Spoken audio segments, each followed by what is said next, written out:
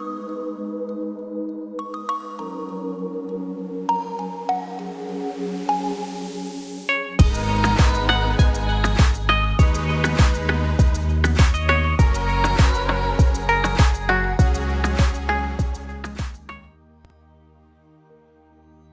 que vous allez bien. On se retrouve à nouveau pour la découverte d'un tarot qui arrive dans ce petit sac de jute. Alors je l'ai commandé d'occasion également, celui-ci, et on va le découvrir ensemble. C'est le Encore Tarot de Ciro Marchetti. Alors j'ouvre ce magnifique sac, je sors le tarot qui est ici. Donc comme je vous disais, je l'ai acheté d'occasion, et comme je vous ai déjà expliqué, j'aime bien donner une seconde vie à certains jeux lorsque la personne ne le veut plus. Donc c'est très très bien de pouvoir leur donner une seconde vie, d'autant qu'on peut très très facilement les purifier, comme je vous l'avais expliqué aussi dans ma dernière vidéo. Alors il arrive dans cette jolie boîte cloche, comme vous pouvez le voir, comme ceci, tout de rouge vêtu, et je vais d'abord vous lire le dos de la boîte. Encore Tarot est composé de 82 lames préférées de Ciro Marchetti, issues des différents oracles qu'il a réalisés jusqu'alors. Il leur offre, par le remaniement de leur style, une identité visuelle forte, une toute nouvelle personnalité et une véritable cohérence les unes aux autres. Comme pour l'ensemble de ses créations, le célèbre artiste a créé des images percutantes et aisément identifiables pour toute personne habituée au système du tarot de Marseille, dont Encore Tarot est librement inspiré. Dans le livre d'accompagnement de 170 pages, vous découvrirez leur symbolique ainsi que 3 méthodes de tirage inédites proposées par des taromanciens renommés qui vous partageront leur intuition et leur interprétation personnelle de ces images. Donc le Encore Tarot est sorti aux éditions Exergue, une marque du groupe Très Daniel, et il est au prix de 26 €. Voilà, donc vous l'aurez compris, Ciro Marchetti a dans ce tarot rassemblé toutes ses plus grandes œuvres. C'est vrai que pour ceux qui aiment Ciro Marchetti, moi personnellement je l'aime beaucoup, j'ai pas mal de jeux de lui, et bien c'est vrai qu'il a vraiment une touche particulière, enfin comment dire, un art particulier, je vais y arriver, et moi j'adore ces illustrations en tout cas. Allez, c'est parti pour la découverte. Donc, vous voyez, on ouvre la boîte comme ceci. Vous voyez, la boîte est magnifique. Vous avez un petit ruban pour sortir le tout. Donc, je sors d'abord le livret, ainsi que les cartes que l'on regardera après. Donc, ici, vous avez la boîte. Donc, vous voyez, c'est très, très bien fait. Je mets la boîte ici. Le petit livret, le voici. On le découvre. Alors, je me pousse un peu. Alors, le sommaire, tout d'abord, vous avez l'introduction. Alors, c'est plus un unboxing qu'une review, parce que je vous avoue que je ne l'ai pas vraiment regardé. Je l'ai reçu avant-hier, je crois, et je ne l'ai pas encore regardé. Donc, vous avez les cartomanciens Christiana Godet, Marie-Hélène Collins et Mitchell Osborne, qui vont vous faire part de leurs interprétations. Après, vous avez des propositions de tirage avec le porteur de lumière par Christiana Godet, le tirage rapide en 4 cartes par Marie-Hélène Collins et le tirage de la nouvelle lune par Mitchell Osborne. Donc comme on le disait au dos de la boîte, vous avez donc des cartomanciens célèbres qui se sont associés à Ciro Marchetti pour vous donner des méthodes de tirage inédites. Donc ensuite, vous avez bien entendu les arcanes avec les majeurs et les mineurs. Alors pourquoi 82 lames et pas 78, puisque normalement un tarot est composé de 78 lames? Eh bien, vous allez le découvrir. Donc là, vous avez l'introduction qui vous parle donc du projet initial de ce tarot qui débuta en 2012, sachant qu'il a été donc édité la première fois, je ne sais pas, parce que là, on est quand même sur une réédition française en 2021, mais je ne sais pas, je n'ai pas la date de la première édition, bon, c'est pas le grave. Alors que je réunissais mes illustrations favorites tirées des différents oracles et coffrets de cartes réalisés jusqu'alors. Je les retravaillais toutes à l'encre et au stylo façon sketch, les dépouillant de leurs éclatantes couleurs originales Au départ, ce projet n'était autre qu'un exercice de style, c'est pourquoi il resta en suspens et non publié des années durant, jusqu'à ce que je choisisse enfin de le compléter, il y a quelques mois. Grâce à mes nombreux travaux durant cette longue période, j'ai pu choisir d'autres illustrations parmi mes nouvelles cartes, en substituant certaines à celles de ma première sélection de favoris. Bien qu'elles soient toutes issues de sources variées, ces cartes partagent, par le remaniement de leur style, une identité visuelle forte, leur offrant une toute nouvelle personnalité et une véritable cohérence les unes aux autres. Donc, comme pour l'ensemble de mes créations, mon but était de créer des images percutantes et aisément identifiables pour toute personne habituée au système de tarot de Marseille, sur lequel celui-ci est librement inspiré. Voilà. Cependant, il peut y avoir une base pour les nouveaux lecteurs qui peuvent s'appuyer avant de pouvoir suivre leur propre interprétation plus personnelle. Donc ça veut dire que vous pouvez quand même si vous ne connaissez pas bien le tarot, vous en servir et essayer de comprendre un petit peu comment il a fait ce jeu. Ensuite, il a contacté 3 taromanciens connus pour lesquels il a eu le privilège de travailler par le passé avec eux, en leur demandant de partager leur intuition et leur interprétation personnelle concernant ces images. Voilà, donc là, voici ce que Ciro Marchetti vous parle. Alors ensuite, on va faire la connaissance des 3 cartomanciens. Donc là, vous avez la première, Christina Godet, Marie-Hélène Collins et Michel Osborne. Ensuite, vous avez les propositions de tirage de chacun des cartomanciens. Ici, c'est celui de Christiana Godet. Ici, vous avez donc les exemples avec des exemples concrets, comme vous pouvez le voir. Donc, voilà, c'est pas simplement je vous présente un tirage et puis débrouillez-vous. On vous en parle vraiment avec détail. Ensuite, vous avez le tirage rapide en 4 cartes de Marie Collins, expliqué également de façon très concrète, et celui de la nouvelle lune de Michel Osborne, que vous voyez ici. Voilà, donc vous voyez que c'est très très bien expliqué.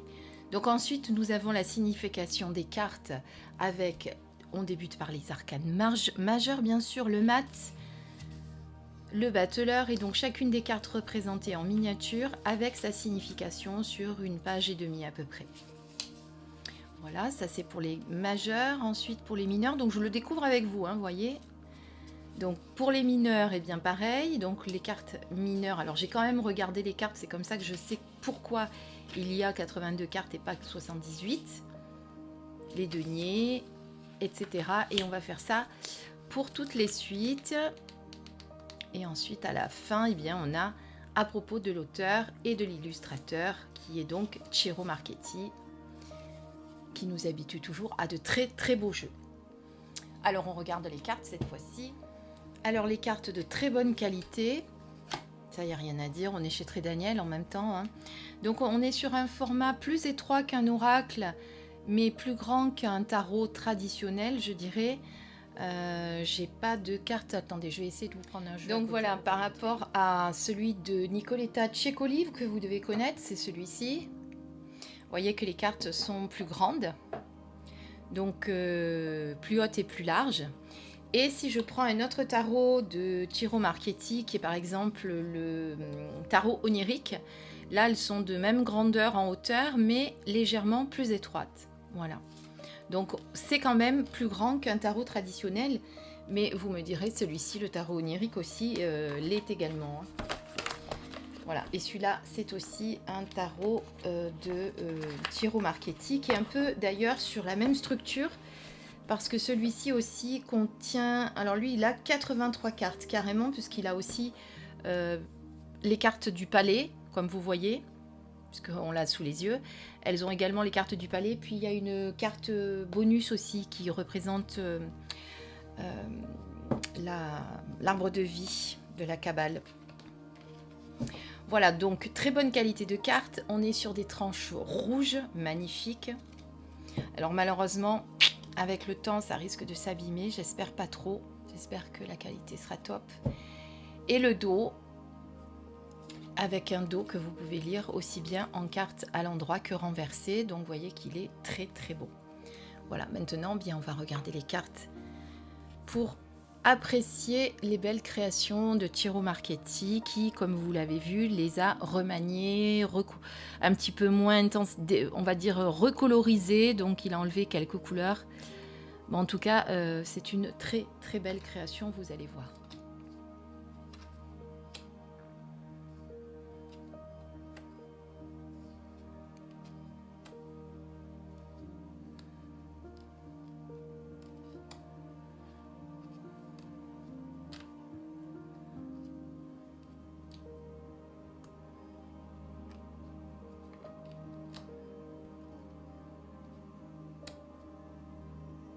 Alors comme vous pouvez le voir, vous ne pouvez pas rater le nom qui est écrit en très gros avec le numéro.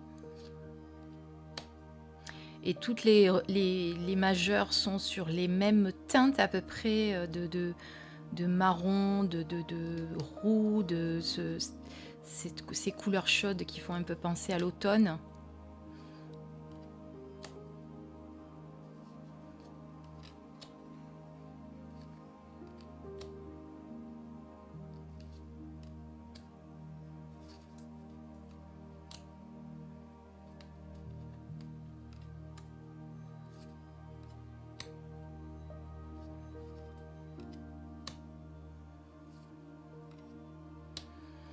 Voilà, là nous avons terminé les majeures. Vous voyez donc qu'elles ont un contour différent des coupes.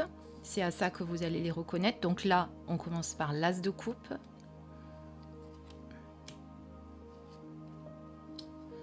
Alors les illustrations de Ciro Marchetti sont toujours très très belles. Vous pourriez même, vous voyez, si vous ne connaissez pas le tarot, puisqu'on est sur un Rider-Waite, là, vous pouvez très bien vous inspirer de l'inspiration, bien sûr, Christine. Vous inspirer de l'illustration pour faire vos interprétations. Là, c'est le 7, on le reconnaît bien.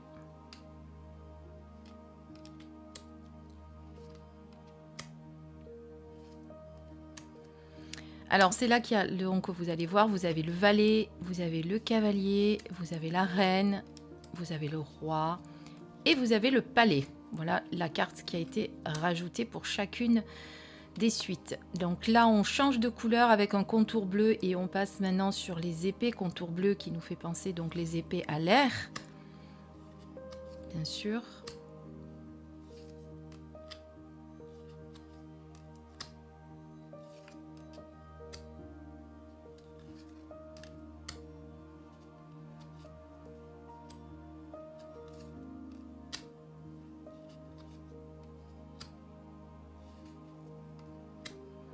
Après, on aurait pu faire l'eau aussi en bleu, hein, vous me diriez les coupes, mais bon, après, il faut choisir des couleurs. Hein. Voilà, vous voyez, vous avez encore le palais. Donc maintenant, on change avec les verts, les deniers. Donc là, on passe sur la terre en éléments.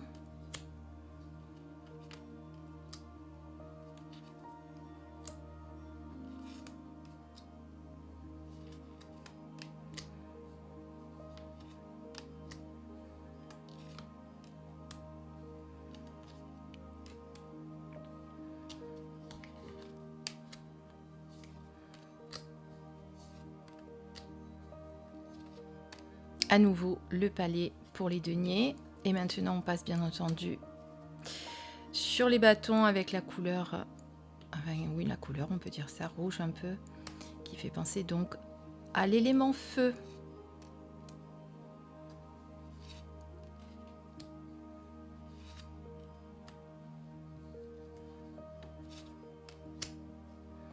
Donc là c'est bien, c'est qu'on peut pas rater le nom si jamais on a un doute. Hein. Bon après il y a des tarots sur lesquels on pourrait avoir un doute, mais là en l'occurrence on peut pas trop en avoir. Hein.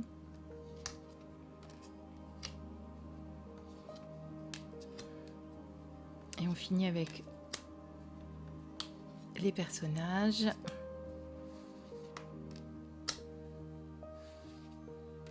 Et le palais de bâton. Voilà. Alors, qu'est-ce qu'on fait? Est-ce qu'on se fait un petit tirage juste pour voir comment il parle? Alors, je vais peut-être pas tout mélanger là parce que je vais en avoir pour un petit moment. On va juste prendre une carte au hasard. Tiens, sans les mélanger. Prendre celle-ci. On est sur le roi de coupe. Comme ça, vous voyez un petit peu l'interprétation de Ciro Marchetti. Attendez, parce que là, j'ai laissé les autres au milieu. Et après, je retrouve des fois des cartes mélangées dans des jeux. Ça m'arrive, hein. Alors, le roi de coupe, j'ai dit. Roi de coupe. 7, 8, 9, 10. Valet, cavalier, reine, roi. Malgré sa posture nonchalante, le roi de coupe siège sur l'imposant trône de la passion et de l'imaginaire. Il lit si bien dans le cœur des autres qu'ils peuvent se demander s'il est médium, ce qui est souvent le cas. Bien qu'il soit lui-même enclin à être un rêveur, croyant à la bonté de l'humanité de par son rôle de roi, il peut être un peu distant. C'est un remarquable conseiller ou mentor spirituel. Des hippocampes ornent son trône, vous les voyez là. Dans le règne animal, les mâles sont connus pour leur rôle inhabituel lors de la gestation et du portage de leur progéniture, renforçant ainsi l'aspect nourricier de ce roi. Indignifié, ce roi peut placer ses propres sentiments au-dessus de ceux des autres. Comme tous les honneurs de coupe, il peut être perdu dans son monde à cause d'une dépendance à l'alcool ou aux drogues. Il peut être émotionnellement instable ou collant et manipulateur. Voilà, là vous l'aurez compris que vous avez la signification quand la carte est inversée, bien sûr. Vous avez le côté négatif du roi de coupe. Voilà, eh bien j'espère que cette présentation vous a plu, cette découverte même, hein, puisque je l'ai découvert en même temps que vous quasiment, parce que j'avais juste regardé les cartes, mais pour valider ma commande, puisque comme je vous ai dit, je l'ai commandé par une plateforme d'occasion, donc avant de valider, il faut vérifier que tout est ok, donc c'est ce que j'ai fait, mais sinon j'avais pas regardé le livre, tout ça. S'il vous a plu, eh bien vous pouvez le commander dans toutes les bonnes librairies, comme je dis souvent, et puis bien sûr directement chez l'éditeur Guy Trédaniel. En attendant, je vous dis à très très vite pour une prochaine vidéo et je vous embrasse très très fort. Bisous mes belles lumières.